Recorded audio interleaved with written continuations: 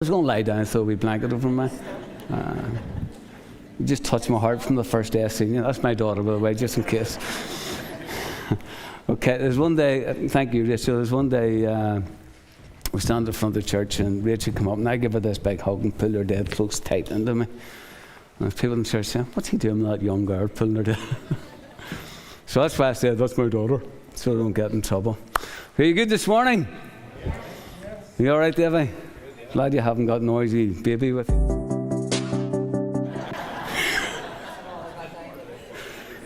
There's Louise, listen to that outside. Louise, it was Davy's fault.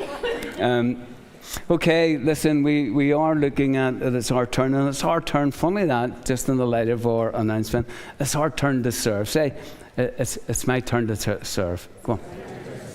Yeah, it's funny. It's mine too. It's my turn to serve, and I get this, but I have to be reminded, just like you, we have to be reminded. There's a woman, you might have heard of her, if you're old, if you're young, you mightn't have, a woman called Billie Jean King, who won 39 Grand Slams, an American girl in tennis. Funny that she was perfecting her serve. But she makes this statement, it's a powerful statement. And if you can imagine, she went to Wimbledon, she was a young lady, and as she got there, and you imagine the pressure, you've got to, everybody's expecting you to win, you better win, and they're paid their money, and everybody's holding their breath, and she's there, and she's feeling this immense pressure. And in the middle of it, she looks up and she says this, pressure is a privilege. Pressure, don't put that up, please. Pressure is a privilege. We'll get there in a minute. Pressure is a privilege. And when I heard about that, you might have heard, is it Chloe Kelly, who's playing football today somewhere in the world for England? And she actually quoted it. She said, well, pressure is a privilege. And it just so caught and just got down into my heart. I realized that for me and for you and for us all, we all face pressures. But we don't so much say, well, it's a privilege. But if you worked in the NHS through the COVID time, you would have realized, well, I'm under pressure like they are today, but that actually translates to be a privilege. And I know that you mightn't feel like that, but if you're a soldier on the front line, you'd be interpreting the pressure that I'm feeling when I'm in combat is a privilege because I'm doing something for someone, and I'm doing something that counts. Really, what Billie Jean King was saying was this: I'm ready to take the task, the mental pressure, to be able to achieve something. That's how I see this as a privilege. I was just caught with it. I think she wrote a book in 2005 about it, and I haven't read it, but I mean, I just thought, hey, what a great way to look at pressure. And so often we look at pressure, or it's viewed through a negative lens, where we just think, well, pressure's negative. I'm not so sure that it is, or you can put it down as just being negative all the time. Because we say, well, it causes stress, well, it causes turmoil. But here's the life question for you and for me. We've got to think, do we dare engage and face the pressure when we're doing life? Or do you have the courage? Albert will often say to me at the leg press, do you have the courage to give your all? Everything that you have, knowing that you might fall visibly short? Or do you have what it takes to step up in the stresses of life? I mean, that's the question when you think about pressure is a privilege. It's something that you and I need to start thinking and say, well, I need to answer this life question. Probably with a resounding, yes, I have. Yes, I have. It's my turn to serve. I'm going to look today just at Jesus, because he's the one that gives us the example of all servants. He's the one that enabled us to see this. And then I'm going to bring and swing round to Paul. And Paul is, the Apostle Paul starts to share some of the insight in regard to pressure and how he handled pressure. So pressure is a privilege, and we can have that up now. Here's the truth: if you're not serving, there's no shining. if there's no serve, there's no shine. I mean, we're just doing our own thing, and there's somewhere that we need to engage and just think about this and go, well, this is important. If I want to shine for Jesus, there's got to be a serve fitted in there somewhere. So as I said, point number 1, pressure is a privilege. Say it. Doesn't even fit right on your tongue, sure it doesn't. But it's the truth. That woman discovered something and she framed it, and I think it's got powerful insight. If we just stop and just think about our world and some of the pressures that we face. Jesus turned to serving. The night before, as scholars say, he was crucified. And we're going to have a look in a minute in John 13. As I said, we're going to shape this just looking at Jesus, our example, and then what Paul can teach us. And you start to realize that the night before he died, and all his ministry up until this point he's been showing this peculiar servant heart, saving, forgiving, this confirming, guiding love of a Savior. He has shaped it for the last several years, and he's saying, listen, I want to bring to you a message.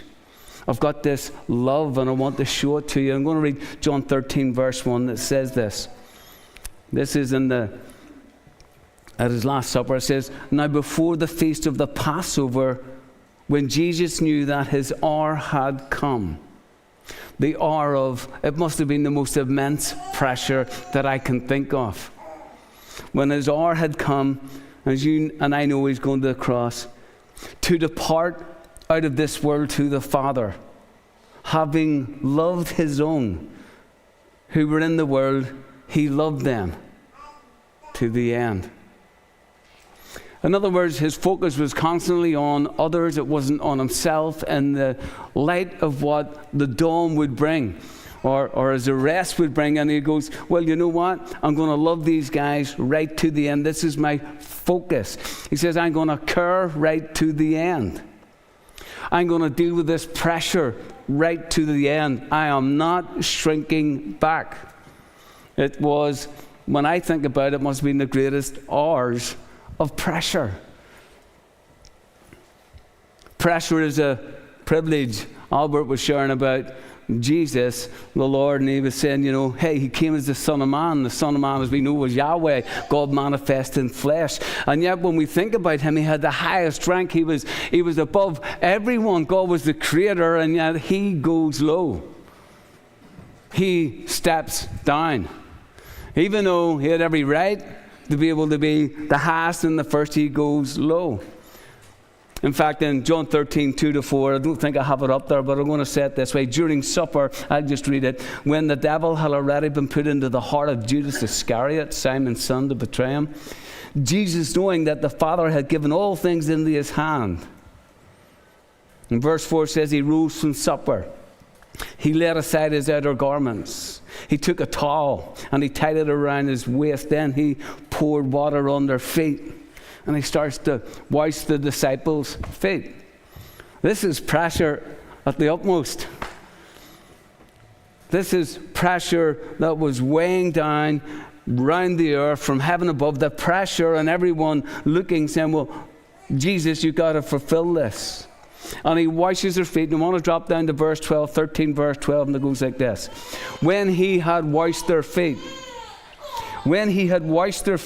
and put on his outer garments and resumed his place, he said to them, do you understand what I've done to you? You call me teacher and Lord, and you're right, for so I am. If I then, your Lord and your teacher, have washed your feet, if I have served you, in other words, you also ought to wash one another's feet, serve one another. Verse 15, for I have given you an example, that you also should do just as I have done to you. Truly, truly, Jesus says, I say to you, a servant is not greater than his master, nor is a messenger greater than the one who sent him. And if I just park there for a minute and just think about it, he's really saying this, well, Lewis, you're not above me. And he's looking at you, Raymond, and says, you're not above, I was going to say Lewis, but you're not above Michelle, and she's not above you, and you're not above the Lord, and we're not above him at any station. And he's saying, well, look, I went real low, so you can't get above low. If you're above low today in your mind or in your voice or how you talk, well, you're in the wrong position, because he's the one that we can't get above, can't get round, can't get over. And somehow we got to allow this to touch our hearts and shape us. He says, do you understand what I've done? And it says he loved them to the end. Verse 34 of John 13, will you hear what it says? A new commandment, Jesus says, I give to you, that you love one another. Now we've worked that out. It's serving one another. Just as I have loved you, you are also to love one another. It was his example. It was his example before the cross. He said, listen, I want to show you this. I want you to get this into your mind, because I have served you, I've loved you, I've cared for you, and I want you, my disciples, if we're a disciple today, he says, I want you to learn this, I want you to catch this, because, well, we're going to find out it really will help you, and it really will help me if I get this. See, that's a real high call in verse 34. I mean, that's a difficult one to get your head around and get your body in shape with. We've got a call. But we're not qualified, and this is the key. We're not qualified if we need honors, if we need rank, if we need position. He says that disqualifies you and me from being servants. If we're looking a title, if we're looking something, some accolade or somebody to sing or praise, it makes us not servants. We're not going low. Somewhere we're hiding and think we should be higher. I mean, it's easy to serve in your preference. I want to serve in the bun cake shop. It's just the way it is. They won't let me. I've offered, let me serve with the chocolate and the sweeties. But nobody seems to take me up on it. So you start to realize, okay, because we all gravitate towards serving what we like. But you do understand that's not being a service, that's being a boss. That's you choosing or me choosing or whatever.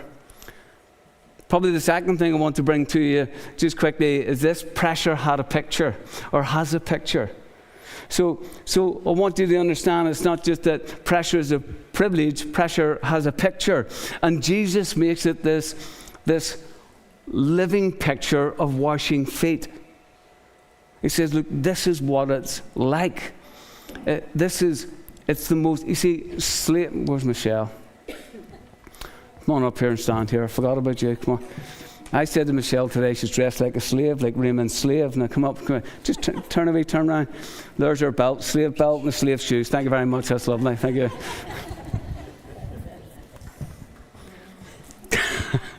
It was Raymond said it, you can beat him when you get him home. And but there's something about it. He's not saying you just wash feet. He's saying that we're to become slaves toward one another and humble ourselves and see people higher than ourselves. In verse 8 and 9 in John 13, would you hear what it says? And Peter said to him, because he's about to wash his feet, you shall never wash my feet. And Jesus answered, if I do not wash you, you have no share with me. And Simon Peter said to him, Lord, not my feet only, but also my hands and my head. Jesus was actually looking and saying, well, if you don't get this thing right that I'm doing to you first and then allow it to be an example, like you're none of mine. That's really what he's saying when you start to look at the translation. Peter couldn't get his head around what someone with high rank, why would they go so low? He was stuck with the understanding, and Jesus said, look, I'm here to love you to the end. You've got to get this. But here's the deal with Peter. As soon as Jesus gets out the basin, and Albert explained it very well about needing to be served first before you can serve. He gets out the basin. Before anything happens, Peter is first on the money. He says, oh, hold on a minute. He's going to wash feet. He says, you're not doing that to me, Lord. I'm lower than you.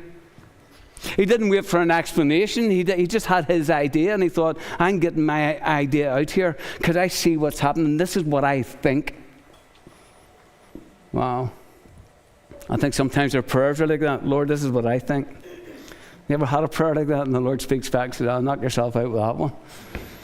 Or you're saying, Lord, why won't you do this? And I think this and I think that. And the Lord's going, yeah, let's see how you get on with that.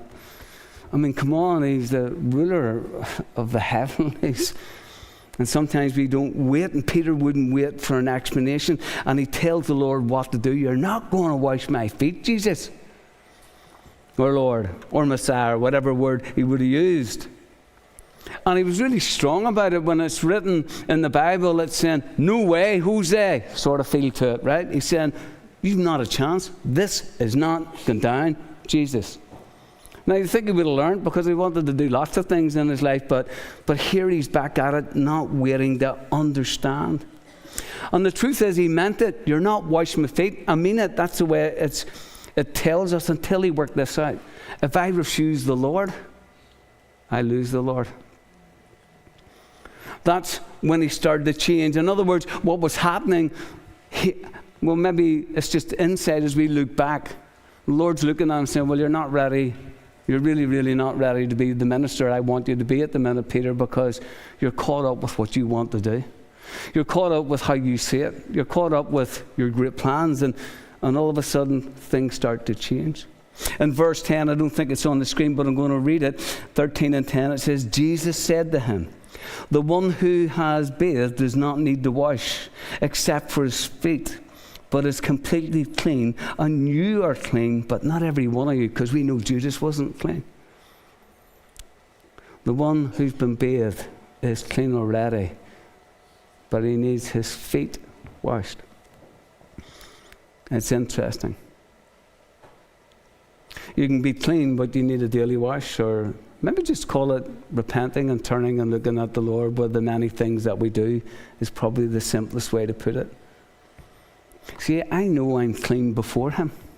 I know I'm justified before him. I totally get it that he saved me by the work on the cross. I've got it. I've worked it through and say, Lord, this is incredible, and I can pray it and I can think about it, and I know I've got eternal life, and I know I'm a child of God, and I know many of you think that too, but I need my feet washed.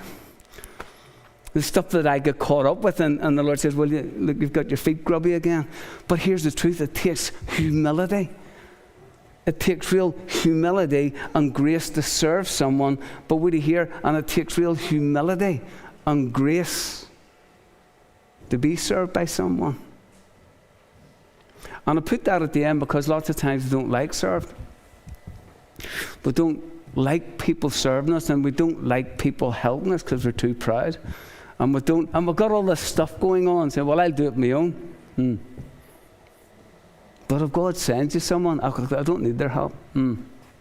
There's something fundamentally flawed in you and I that makes us want to do it our own way.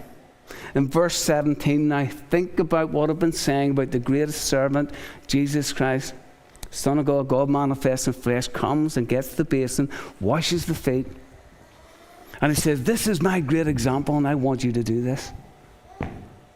That's what it said in John 13:15. This is my example. I want you to do the same. These are the words of the Lord, and he's saying, look, this is how our lives shape up once I have served you. In verse 17, it says this, 13:17. This is awesome.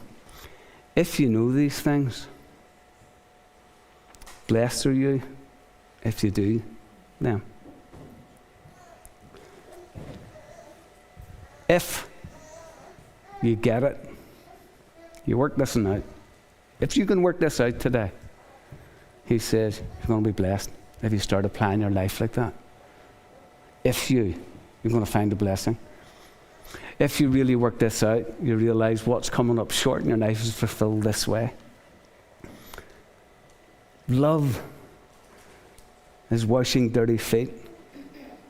Makes me want to go out and take my socks and shoes off and get my feet bogged. It's like, when do you love me?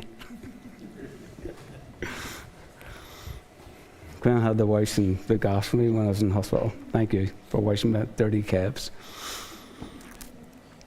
But it's washing dirty feet. It's washing dirty feet of the attractive and the unattractive. Because sometimes we like to wash the feet of the cleaner feet. Real love isn't you complete me. Real love is washing dirty feet. You know, the movies have really broken it. What's that, Jerry Maguire, wasn't it? Jesus said, I wash the dirty feet, I wash their dirty feet, I wash their dirty feet, I wash their dirty feet. It was me that washed their dirty feet. This is my example. I washed dirty feet. I mean, come on, it's not rocket science when you look at this. Yet so often we can pass over it. He says it's my example to wash dirty feet. There's lots of ways you can care for people. He was washing dirty feet. Did I say that? I just want to get it across. He was washing smelly feet, Mark. Grubby feet. Toe jam feet. It was more than just an attraction, it was an action. It was something that he done. He just didn't have the philosophy. And we do know we're not talking about washing feet, we're talking about going the lowest place, because the person that washed in that day was the slave that served.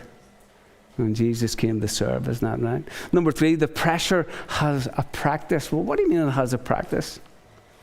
Well, people are impacted by your life far more than your words. Because we say lots of stuff and don't do. Not right? We say, well, I'm going to do this and then don't do it. Well, I'm having an opinion about ourselves that probably is our opinion, which is real interesting as well. But there's something about the picture of what we do. We're influenced more by actions than instructions.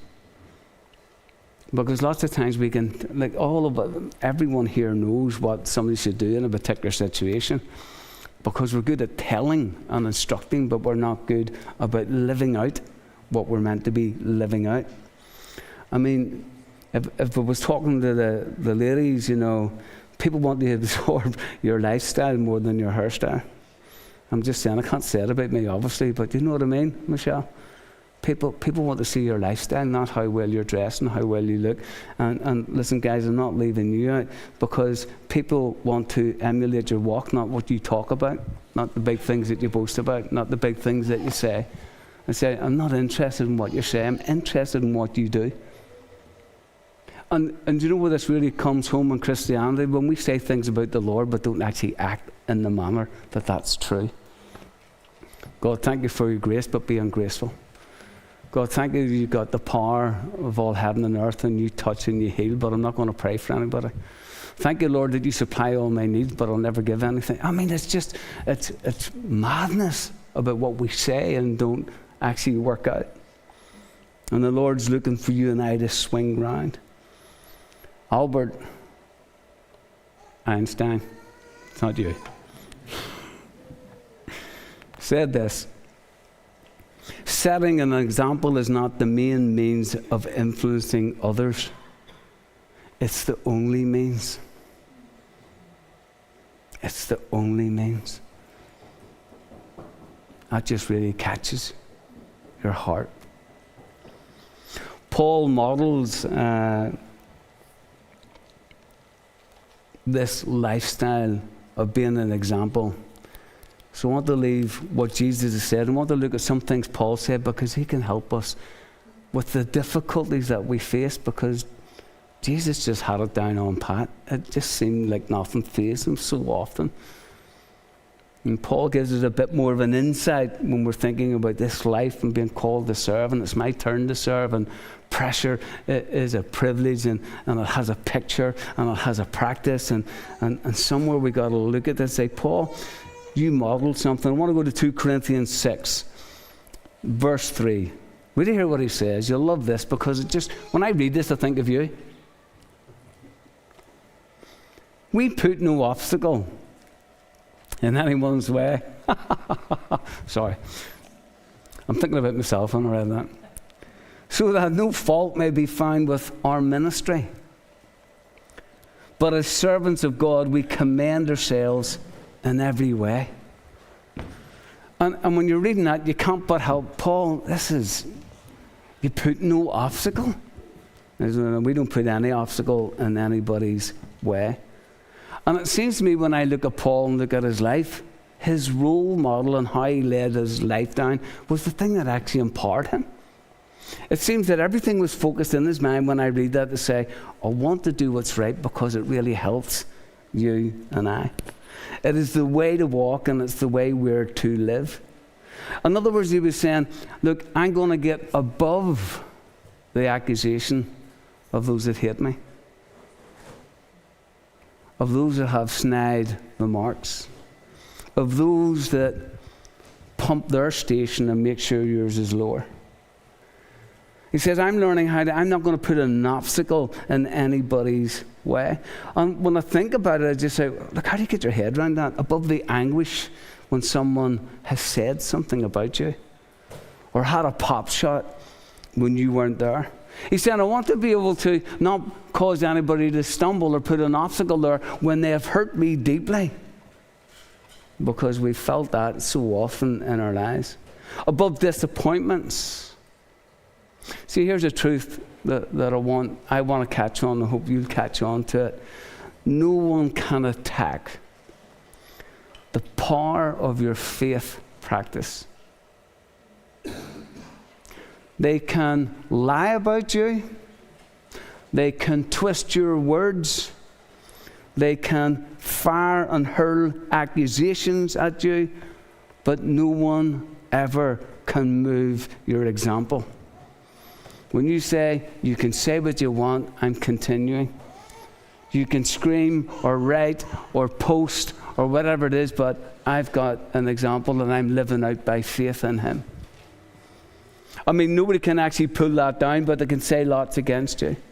They can't move your example. So here's the deal and how it works out. You can set a good example, or you can set a really, really good obstacle. But there's no middle ground. You either have a good example or you've got a good obstacle that you put up in front of people. I know what Jesus says about that. Anybody makes one of these young ones to stumble, better have a millstone round your neck, throw you in the Loch Ness where the monster is. But he's looking and he's saying, hey, please understand. Paul's looking and saying it's either a good example or a good obstacle. And you've got to choose in your life, I'm going to bring the obstacle. It sounds like reason. Obstacles so often sound like good ideas and good reasons, but it really becomes an obstacle because everybody's tripping up over it. But the Bible and Paul says, I want you to set a good example. It's not about arguing, it's not about being right, it's about your example that Paul's calling out. Number 4, and I want you to catch this, just as we're probably my last point, but I wanted to get there quick because you need to hear this. Pressure has scars and powers. Pressure is a privilege, but pressure has scars and it has powers. Paul teaches and shows us something about his life. In 2 Corinthians, I'm going to go to chapter 11, and he catalogues a host of pains and scars. I'm just going to read, there's so many, but I want just to touch base. I'm going to read verses 24. I'm going to read 24 and down to maybe 29. Will you hear what he says? This is Paul with his catalogue list of, here's my pain, some of my pain. 5 times I received at the hands of the Jews 40 lashes, but 1, 39. They reckon the 40th one kills you, that's why it's 39. 3 times I was beaten with rods, once I was stoned. 3 times I was shipwrecked, a night and a day. I was adrift at sea, on frequent journeys and dangers from rivers, dangers from robbers, danger from my own people. Danger from Gentiles, danger in the city, danger in the wilderness, dangers at sea, dangers from false brothers. Probably at one stage were his friend. In toil and hardship, through many a sleepless night, in hunger and in thirst, often without food, in cold and exposure. And apart from all other things, there is a daily pressure. The daily pressure that lives or rests on me of my anxiety for the churches. Says, I'm really called with this. See the pressure of loving church. And then he says, who's weak? That I'm not weak. Who's made the fall? And I'm not indignant. So you get the picture of what he's bringing. You get the discipline of his life. We've got the example of Jesus, the Lord, who says, hey, love one another. And Paul's given this catalogue of pain and scars, and because everybody faces trials and tragedies, every one of us, nobody gets away with that. Maybe you were young at school and you faced the school bully. And when you get old, you start to realize, well, the bully wasn't so bad, but now I'm faced sorrows and losses and conflict and failure and loneliness and illness. And you think, pressure is mad. But pressure has scars. But it has powers and it has privilege. Paul met Paul on the Damascus Road. You remember about his salvation, Acts 9. And he meets the Lord. Powerful encounter. Powerful. He gets taken at one time to the third heaven.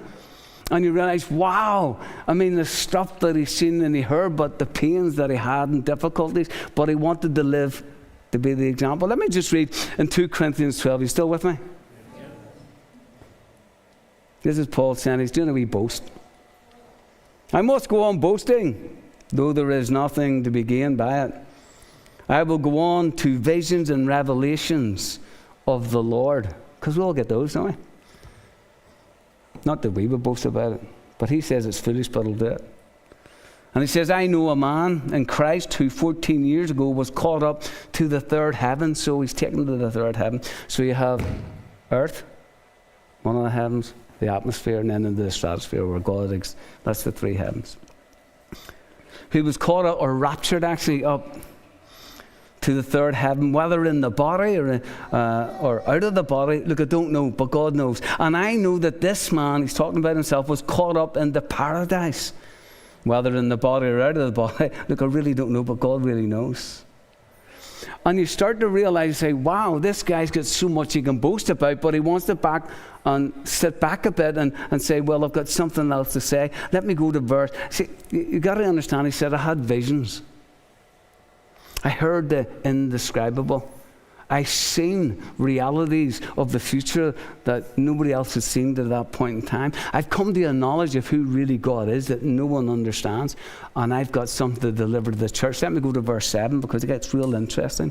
So to keep me from becoming conceited above all the surpassing greatness of the revelations, the stuff I just seen, a thorn was given me in the flesh, a messenger of Satan to harass me, to keep me from becoming conceited. And I know that lots of people have struggled here. I know that I have. When I look at this, it's saying really this: the Lord permitted something. It's not that God gave it. He permitted it, he allowed it to happen. And it's called a thorn in the flesh, but I want to explain something to you. When we're talking about pressure and thorns, there's a blessing that's attached to this. That if we stop and look at, and let me help you, it was in his flesh. It wasn't something that was happening out in the heavenlies. It was in his flesh, and it was painful. It was something that was really hurting him. You know, he said, sorry, if I said flesh, I mean probably more in his fallen nature. That's what I'm looking for. It was in his fallen nature. There was something in his nature that became a thorn to him. Or if I pushed it on out a bit, you realize it was something in his inner man. If you read some theologians, they talk, well, he had migraines, or they'll say to you, well, he had an eye problem, or some will say he had malaria, or some will say he had gout. I mean, there's a list of things. Loads of people say different things. I probably just think it's something in his inner man, but that's what I think. That's how I see it. Why do you say that? Because the text doesn't tell me. The Bible doesn't say what it is. It doesn't tell me. But this is what I do know. When I look at Paul, I realize Paul faced more physical and mental anguish than most people when you look at his lifestyle. And he never ever makes any reference to any of those problems, whether it's shipwrecked, beaten, or whatever, and said, that's a thorn in the flesh. He doesn't do it. So it only leads me down the road to think he's referencing something else. I know if we do a study in the Bible, you start to realize he's saying, look, I'm not talking about sickness. The thorn is not sickness. I'm just putting that out there. Because it tells me it was permitted or allowed to stop him being conceited. That's something different. I want you to get that. That's really important. It was to stop him become overconfident or boast on what he had seen.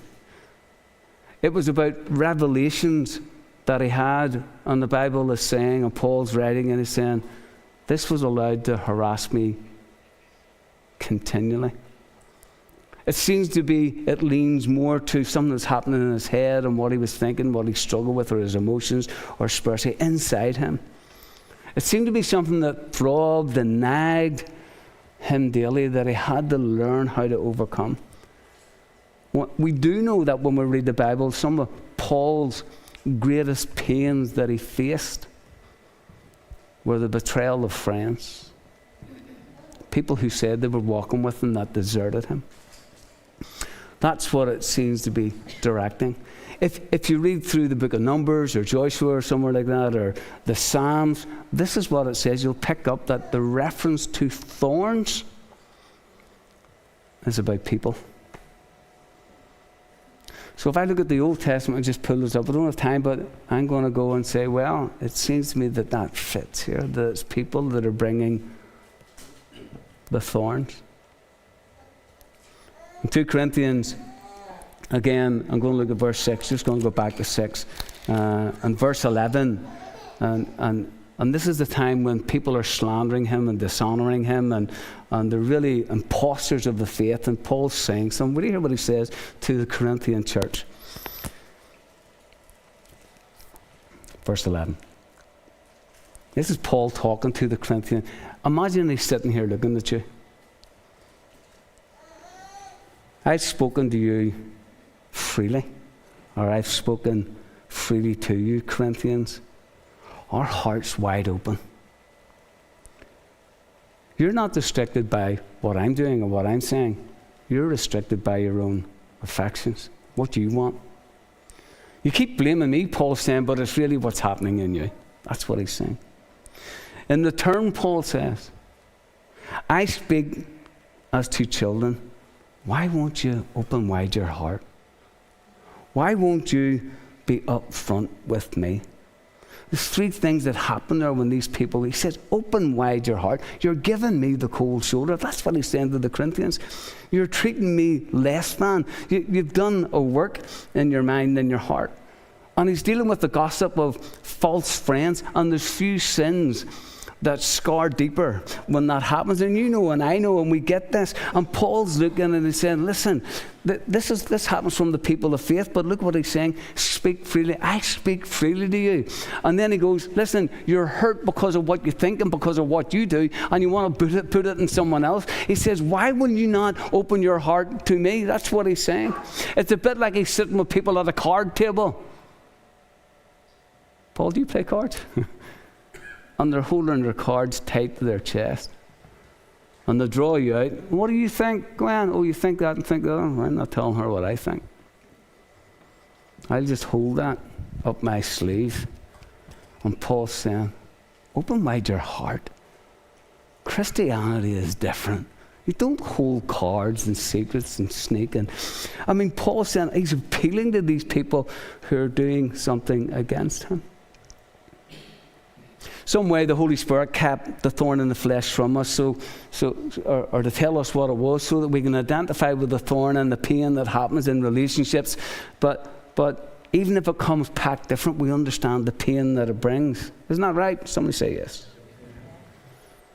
Whether it's a physical one, or an emotional one, or whatever. Maybe a financial one where you're struggling every week to try and make finances work, and it feels like a pain because you can never get ahead. I don't know. It just is different. But the pain isn't the problem. It's how you and I respond to that pain is what Paul wants you and I to get. And that's what we don't get, because we're still saying, why me? Why not you? If not you, do you want to give it to me? Take yourself off, I have enough. But you understand, because we say, well, why me? Give it to Kate. One joking, Kate. But sometimes we don't get it right. We always say, well, why me? Well, who do you want to give it to? But it's how you handle it. And Paul says, if this thorn came to stop me being big-headed, conceited, or to think something. Let me just say something. If you've got a situation that just pains the living daylights out of you, and you've been saying, God, change it, help me, and it hasn't happened, allow that situation to change you. Because God's not changing it. Say, okay, God, what is it that I need to learn here?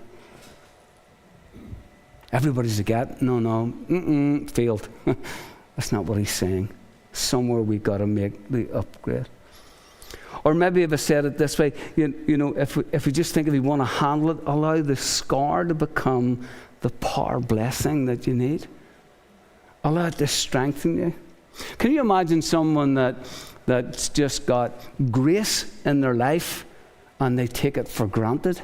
Can you imagine someone, you know what I mean, where they just say, hey, you know, I'm just going to do what I want, it doesn't matter, and I can sin, it doesn't matter with God, and I can just say what I want and just slap it up them, and that's taking grace for granted and not allowing the work of grace to go through your life.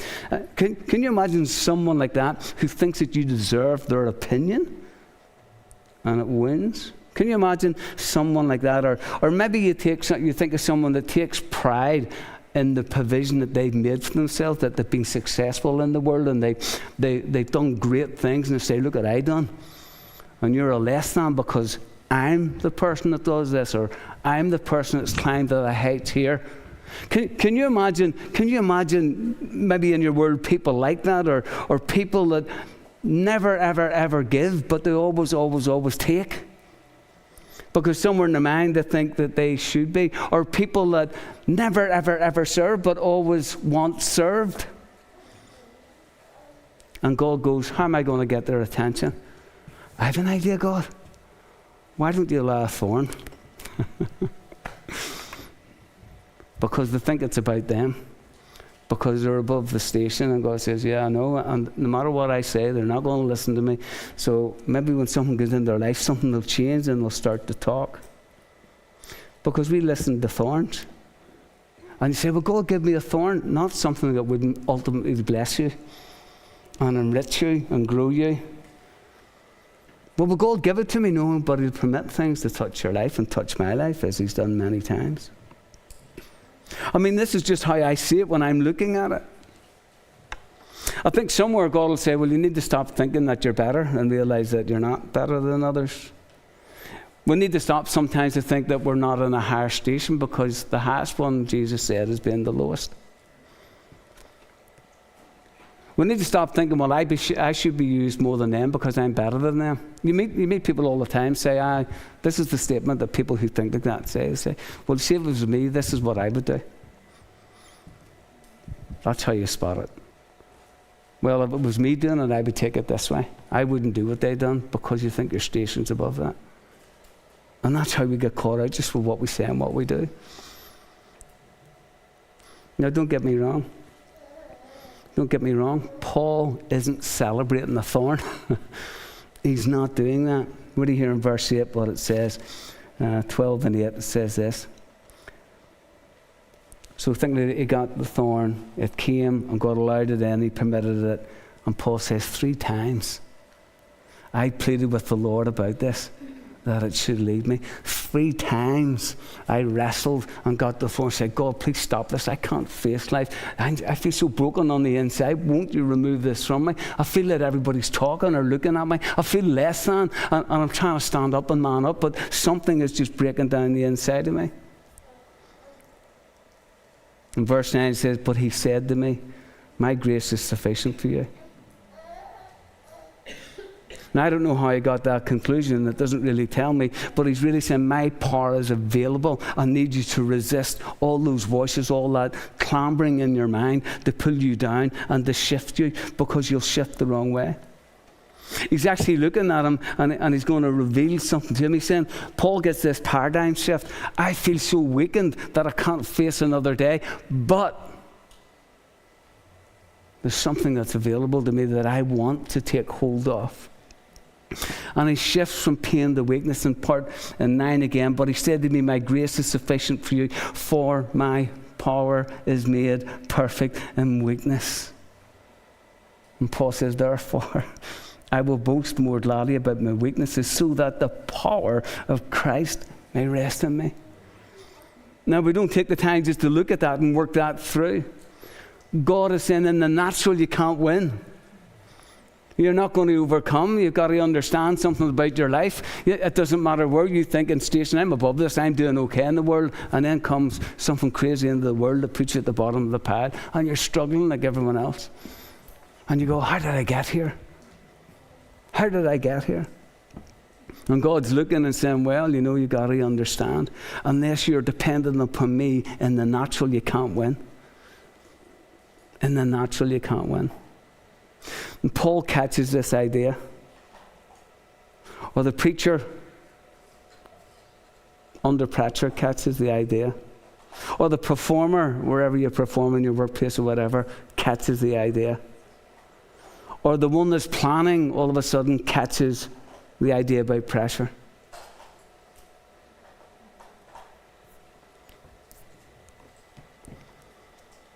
God wants me to boast in my weaknesses. God's not removing the problem. He says, I want you to boast that you can't. But you know somebody that can. And that's all of a sudden where the change takes place. You see, the truth is, we boast in strength. My knees are better than yours because mine are metal. And if I get caught in the fire, mine won't burn, but yours will.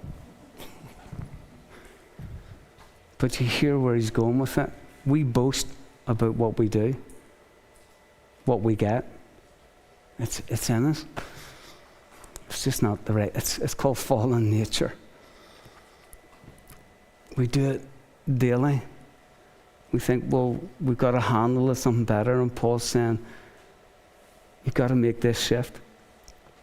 The thorn in Paul's life that was permitted, so he wouldn't get boastful about him and what he knew and about what he's seen. That was the very thing that caused him to boast in weaknesses. And why did he do it? He said, I'm not going to dwell on the scars. He looked in his life and he said, I'm not going to dwell in all the things. And that's why I started that chapter. I'm not going to speak foolishly. Somewhere in his mind, he says, I'm going to learn about the power of the thorn, because the power of the thorn is the doorway and the strength. Because the weakness came, he said, that's my doorway, the strength. And that's what we don't get so often, and that's why we shrink back from so many things, because we think, well, you know what, if I go down there, the pressure will be immense. I can't cope with it. And that's the very thing that was sent to rescue you. And yet what we do is we run away from it and say, well, I can't do that. Well, I feel a bit awkward. But that's the place where the door opens. That's where you catch hold of the power and the presence of God. That's where you realize that pressure truly is a privilege, because it opens the door for you to flow with the King of Kings in a way that you could never do before. He caught the idea, weakness is the thing that God called forth for me to be strong. Are you hearing what I'm saying? Of all the things that you've walked away from in all your days because you thought you couldn't, God says, that was a door. What door? It was a door and the strength from me, because I would be working with you. I mean, it's just upside down, the wrong way around. I know it, but that's what Paul is bringing to us. He's saying here, Jesus showed us the example, but look at the power that comes if you understand how weak that you and I can get. Pressure is a privilege, because you earned it. And it produced a scar, but it produced power for you to go further. Paul writes in Galatians 6 and 17, he says, look, don't let anybody trouble me anymore. I bear in my body the marks of Jesus. I just thought about that, you know. The pressures would have been some of that. Maybe you've got a thorn and it caused a disappointment in you, a pain that nags you and works against you, that you need today to turn into a divine appointment instead of a disappointment. That you say, well, Lord, you know what? I need this to shift from my life today. Maybe you've got a thorn that causes you always to feel the failure. And today would be a day for you to say, I'm going to allow that failure to be turned once and for all into the power of success before God in a new way.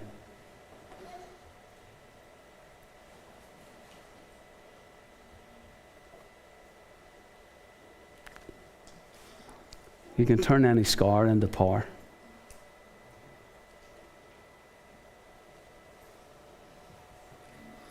Or you can nurse it and try and be better, but you can't win. You can't win carrying a scar that you won't allow God to bring power into. Could we stand to your feet? Could the worship team come up?